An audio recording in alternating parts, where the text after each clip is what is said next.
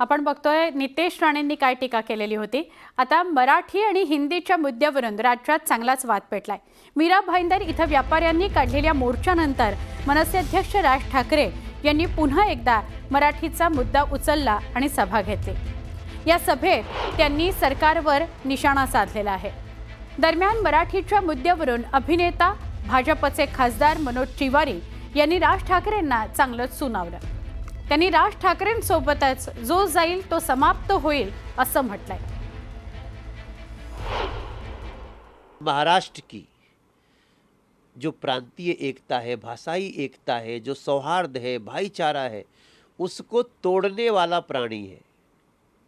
इसलिए राज ठाकरे को जिसको जो कहना है कहें, लेकिन हमेशा याद रखें कि ये व्यक्ति जो अब राजनीति के कूड़ेदान में जा चुका है, उसको वापस जिंदा करने का प्रयास किसी भी टिप्पणी से न हो, ऐसा मैं प्रार्थना करता हूँ। इनको महाराष्ट्र की जनता कहीं नहीं टिकाती है, कहीं नहीं बिठाती है, और जो राज ठाकरे के साथ जाएगा वो भी समाप्त हो जाएगा महाराष्ट्र में।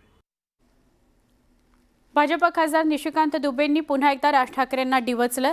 मीरा भाईंदरच्या सभेत राज ठाकरेंनी दुबेंच्या पटक पटक कर मारेंगेच्या इशाऱ्याला जशास तसं उत्तर दिलं आणि त्यानंतर दुबेंनी सोशल मीडियावर पोस्ट केले, राज ठाकरेंना मी हिंदी बोलायला शिकवलं असं म्हणत पोस्ट करत राज ठाकरेंना त्यांनी पुन्हा डिवचलेलं आहे।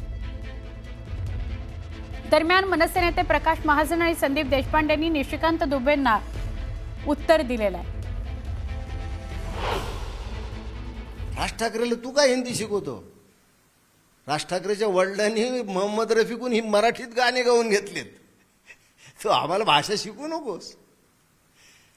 निशिकांत दुबेपेक्षा राजसाहेबांची हिंदी कधी चांगलीच आहे, आणि हिंदी असणं काय वाईट आहे? आमच्या भाषेला काहीच विरोध नाही, आम्ही कुठं भाषेला विरोध केला म्हणतो।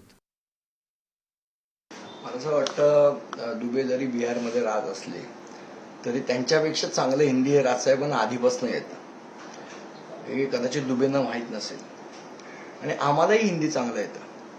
मला असं वाटतं जेवढं दुबेंना माहीत नसेल हिंदी साहित्य, आम्हाला हजारी प्रसाद द्विवेदी माहीत आहेत, आम्हाला प्रेमचंद मुंशी माहीत आहेत, आम्हाला मैत्रीचंद गुप्त माहीत आहेत, आम्हाला सुभद्रकुमारी चव्हाण माहीत आहेत, आम्हाला मंटो माहीत आहे। मला असं वाटतं ह्यांची नावंही या दुबेंनी कधी ऐकली नसेल। मुळात असं आहे की आमचा कुठल्याही भाषेला विरोध नाहीये, पण ज्या प्रकारे ती भाषा लादण्याचा प्रयत्न करतायत त्या सक्तीला विरोध आहे, हे त्यांनी लक्षात ठेवलं पाहिजे। आणि जेव्हा भाषावर प्रांतरचना झाली तेव्हा त्या त्या राज्यामध्ये त्या त्या भाषेचा मान ठेवला पाहिजे, ही आमची मागणी आहे। पण गुडघ्यात मेंदू असलेल्या दुबेला हे आयुष्यात कळणार नाही, कारण त्याला कोणतरी चालवत आहे।